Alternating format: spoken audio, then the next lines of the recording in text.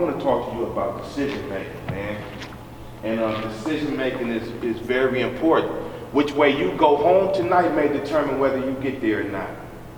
So decision making is important, especially growing up in environments like this. How many of y'all from Oakland? Raise your hand if you're from Oakland.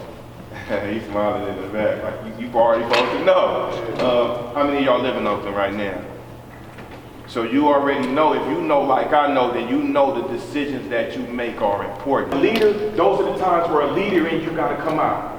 You can't always make decisions based on what other people think you should do. Sometimes you gotta make decisions that's in your best interest. You have to make decisions as a leader. And sometimes when you make decisions as a leader, you're gonna make some decisions that's unpopular. The decision that I made was unpopular because where I'm from, my homies expected me to get back. I even had dudes come up to me and say, you know what, we know you trying to kind of do positive a little bit right now. We'll handle it. We'll put a cleanup crew on it. But I had to come to a decision. Is that really what I want? Right now, what's something that you stand to lose? Freedom. Freedom. Okay, so we will put that on the board. What's something else that you stand to lose?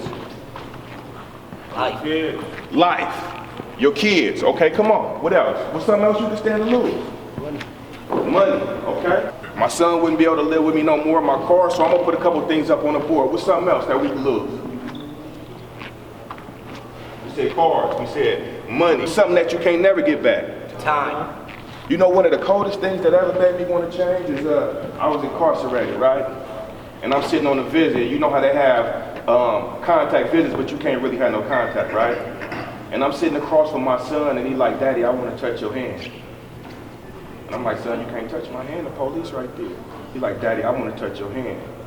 And for him to touch my hand and go through all of that, just to touch my hand. I recently lost my grandmother, man. When I was in jail, my grandmother used to get up early in the morning, get on the bus, put $50 a week extra on the phone so I can get a straight through, right? So I said that to say, the decisions that you make don't only impact you. So one of the things that made me want to change is when I started realizing the decisions that I was making and how they was impacting the people that I love. Do you know if you run around out here and play with these guns and play with these pistols and be funkin' and all of that, that's cool. But then when you die, your family gonna have to put together, if you ain't got no life insurance, they're gonna have to put together a car wash and a GoFundMe and all these different things. And you ain't tripping off the impact that it has on other people. I'm not gonna take a whole bunch of time because I know y'all ready to run, but I did wanna come in and man, just share some information, impart some information, and I did bring a little something for y'all. It ain't much, but I do wanna give each and every one of you something. And what I'm going to give you tonight is some significance to it.